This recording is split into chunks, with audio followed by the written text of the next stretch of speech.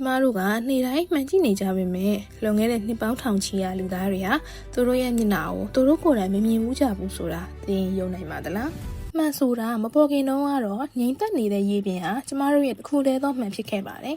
ရေကန်ထဲမှာကိုယ့်ရုပ်ကိုပထမအောင်ဆုံးမြင်လိုက်ရတဲ့သူကဘလောက်တောင်အံ့ဩသွားမလဲဆိုတာစဉ်းစားကြည့်ုံနဲ့တင်ရင်ခုန်စရာပါလွန်ခဲ့တဲ့နှစ်ပေါင်း8000ခန့်ကတူရကီနိုင်ငံမှာ Obsidian လို့ခေါ်တဲ့မီးတောင်ချော်ကျောက်အနက်ရောင်ကိုအချောကင်ပြီးပထမဆုံးမှန်အဖြစ်သုံးခဲ့ကြပါတယ်။နောက်ပိုင်းမှာတော့ Egypt နဲ့ရောမလူမျိုးတွေကကျင်းနီနဲ့ငွေကိုအရောက်တင်ပြီးမှန်အဖြစ်သုံးလာခဲ့ကြပါတယ်။ယခုခေတ်ကျမတို့သုံးနေတဲ့ဖန်မှန်တွေကိုတော့73ရာစုနှစ်မှာအီတလီနိုင်ငံ Venice မြို့ကပညာရှင်တွေကစတင်ပြုလုပ်ခဲ့တာပါ။ဖန်သားပြင်ရဲ့နောက်ဖက်မှာတထုပပလေးအုပ်လိုက်တဲ့အခါမှာပုံရိပ်တွေကအကြီးလေးဆုံးဖြစ်လာခဲ့ပါတယ်။